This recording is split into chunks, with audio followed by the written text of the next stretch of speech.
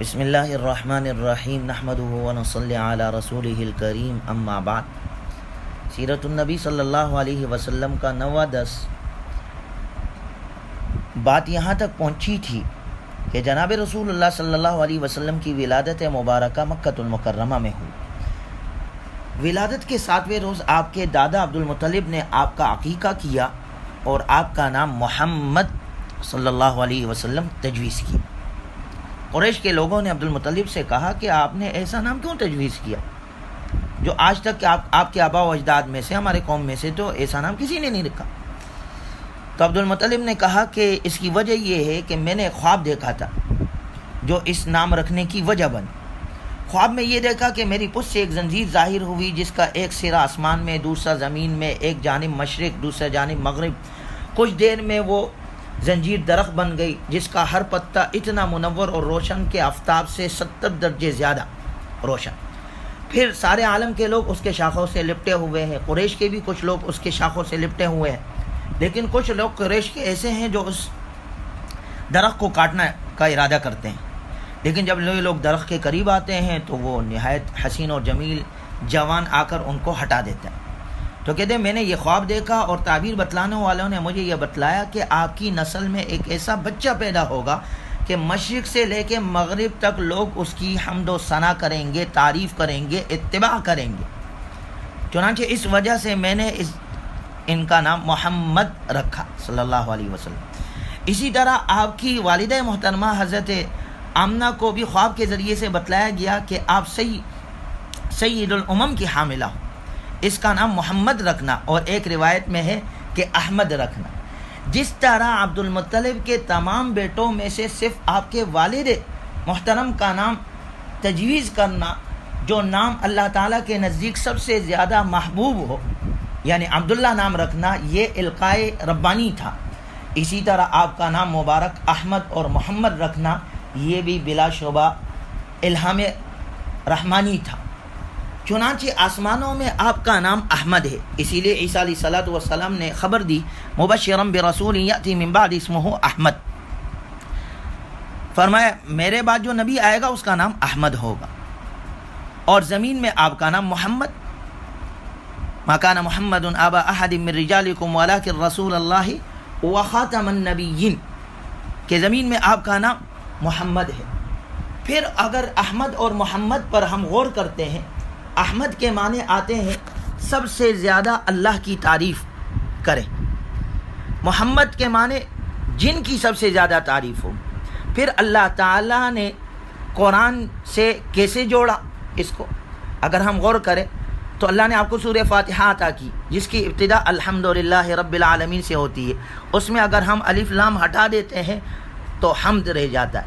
اسی طرح احمد سے اگر الف ہٹا دیتے ہیں تو حمد رہ جاتا ہے، اگر محمد سے میم ہٹا دیتے ہیں تو حمد رہ جاتا ہے۔ گویا الحمدللہ کا الف ہٹایا تو حمد، احمد کا الف ہٹایا تو حمد، اور محمد کا میم ہٹایا تو حمد۔ یوں اللہ نے اپنے نبی کے نام کو قرآن کے ساتھ جوڑ دیا۔ یہ صرف ہمارے نبی کی شان ہے کہ جن کے نام سے بھی نبوت کا مطلب ظاہر ہوتا ہے۔ پھر دیکھیں اللہ تبارک و تعالی نے آپ صلی اللہ علیہ وسلم کو مقام محمودیت نصیب کیا، عسیٰ ان یبعثک ربک مقاما محمودا۔ پورے قرآن کریم میں اللہ تبارک و تعالی نے اپنے نبی کے نام کو ذکر کیا ہے۔ محمد نام موجود ہے قرآن میں 4 جگہ آیا ہے، لیکن جہاں آپ اللہ تعالیٰ نے خطاب کیا تو وہاں پورے قرآن میں کہیں یا محمد کر کے آپ کو مخاطب نہیں کیا، کہیں کہا یا ایھا المزمل، یا ایھا المدثر، یا ایھا النبی انا ارسلناک شاہدا ومبشرا ونذیرا، یا ایھا الرسول بلغ ما انزل الیک من ربک۔ یعنی اتنے پیارے پیارے القابات سے اللہ تبارک و تعالی نے آپ کو پکارا ہے آپ کے صفاتی نام سے۔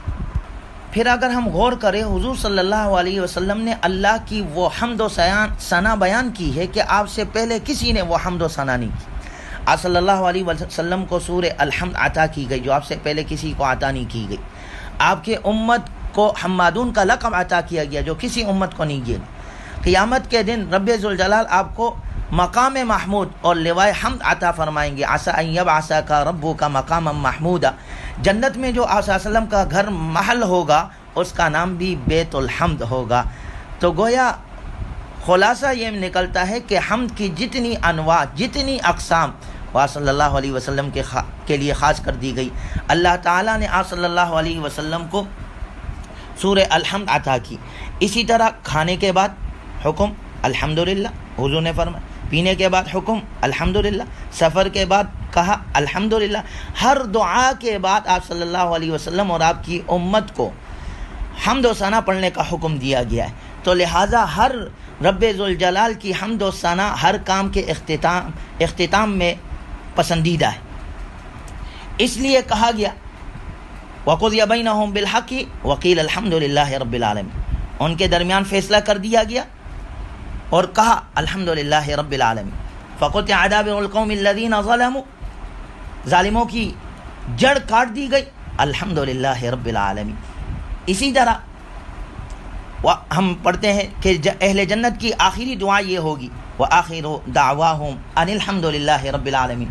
کھانے پینے کے بعد اللہ تعالیٰ نے حمد کا اور شکر کا حکم دیا، فَكُلُوا مِن رِزْقِ رَبِّكُمْ وَاشْكُرُوا لَهُ، اللہ کے رزق کو کھاؤ اور شکر ادا کرو۔ تو جناب رسول اللہ صلی اللہ علیہ وسلم نے شکر کی تفسیر ہم سے فرمائی۔ حدیث میں آپ صلی اللہ علیہ وسلم نے ارشاد فرمایا افضل الشکر الحمدللہ، کھانے کے بعد الحمدللہ پڑھنے کی کثرت سے تاکید آتی ہے۔ اسی طرح جب آپ صلی اللہ علیہ وسلم سفر ختم ہوتا تھا، آپ آتے تو کہتے ہیں آئبونا تائبونا عابدونا لربنا حامدون، ہم اللہ کی طرف رجوع کرنے والے، توبہ کرنے والے، اپنے پروردگار کی عبادت کرنے والے، حمد و ثنا کرنے والے۔ اسی طرح جب نماز ختم ہوتی ہے تو ہم کیا کہتے ہیں سبحان ربک رب العزت عما یصفون وسلام علی المرسلین والحمد للہ رب العالمین۔ تو گویا ان ساری چیزوں سے، ان ساری آیات اور دعاؤں سے یہ معلوم ہوتا ہے کہ حمد کسی شے کے اختتام کے بعد ہوتی ہے، کسی چیز کے اختتام کے بعد ہی حمد ہوتی ہے۔ اس لیے اللہ تعالیٰ نے آپ کا نام محمد اور احمد رکھا تاکہ انقطاع وحی اور اختتام نبوت اور رسالت کی جانب مشیر ہو۔ حضرت صلی اللہ علیہ وسلم کے نام محمد اور احمد، بخاری شریف کی روایت ہے، صلی اللہ علیہ وسلم نے فرمایا میرے 5 نام ہیں، میں محمد ہوں، میں احمد ہوں، میں ماحی ہوں یعنی کفر کو مٹانے والا ہوں، میں حاشر ہوں یعنی لوگوں کا حشر میرے قدموں پر ہوگا، یعنی سب سے پہلے قبر سے میں اٹھائے جاؤں گا، یہ معنی ہے، اور اس کے بعد سارے لوگ۔ اسی طرح صلی اللہ علیہ وسلم نے فرمایا انا العاقب الذی لیس بعدی نبی، میں عاقب ہوں یعنی میرے بعد کوئی نبی نہیں آئے گا۔ امام مالک رحمہ اللہ فرماتے ہیں کہ عاقب کے معنی جس پر اللہ نے انبیاء کا سلسلہ ختم کیا۔ قرآن میں اللہ نے اس کی وضاحت کی ما کان محمد ابا احد من رجالکم ولکن رسول اللہ وخاتم النبیین، کہ آپ خاتم النبیین ہے، آپ پر انبیاء کا سلسلہ ختم ہے، آپ کے بعد کوئی نہیں آئے گا، آپ ایسے نبی جس آپ صلی اللہ علیہ وسلم کے نام سے نبوت ظاہر ہوتی ہے۔ پھر اگر ہم جناب رسول اللہ صلی اللہ علیہ وسلم کے نام کو دیکھتے ہیں، اللہ کا اپنا ذاتی نام، ویسے تو اللہ کے بہت سارے نام ہیں لیکن رحمان ہے، رحیم ہے، یہ ملک القدوس السلام، یہ سارے اللہ کے نام ہیں، لیکن ذاتی نام اللہ ہے۔ اسی طرح آپ صلی اللہ علیہ وسلم کا ذاتی نام محمد ہے، باقی صفاتی نام قاسم ہے اور طیب ہے، طاہر ہے، بہت سارے ہیں۔ اس میں بھی ہم دیکھتے ہیں کتنی مماثلت اور مماثلت ہے کہ اللہ کے اس میں اللہ میں 4 حرف ہے، اس میں محمد میں 4 حرف، اور قرآن میں اللہ نے محمد صلی اللہ علیہ وسلم کا اسم مبارک 4 جگہ ذکر کی۔ وما محمد الا رسول، محمد الرسول اللہ والذین آمنوا وعملوا الصالحات وآمنوا بما نزل على محمد ما كان محمد ابا احد من رجالكم ولكن رسول الله وخاتم النبیین۔ پھر اگر ہم غور کریں اس میں محمد کے 4 حرف ہیں تو اولو العزم پیغمبر 4 ہے، خلفائے راشدین 4 ہے، ائمہ 4 4 ہے، موسم 4 ہے، اطراف عالم 4 ہے، عبادت بدنیہ جو ہم ادا کرتے ہیں روزہ نماز زکوٰۃ 4 ہے۔ گویا اگر ہم دیکھیں تو ہر طرف 4 ہی 4 کا فیضان ہے۔ واقعی اس میں محمد کے 4 حرفوں سے ساری کائنات کے یہ حاکم ہے، انہی 4 حرفوں سے سارا جہاں روشن ہے۔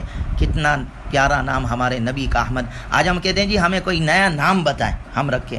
احمد اور محمد سے کوئی خوبصورت نام ہو سکتا ہے؟ پوری دنیا میں سب سے زیادہ نام رکھے جانے والا وہ حضور صلی اللہ علیہ وسلم کا نام محمد نام رکھا جاتا ہے. اللہ ہمیں اس سے سچی عقیدت اور محبت عقیدت عطا فرمائے. وآخر دعوانا ان الحمد للہ رب العالمین. الحمد للہ رب العالمین.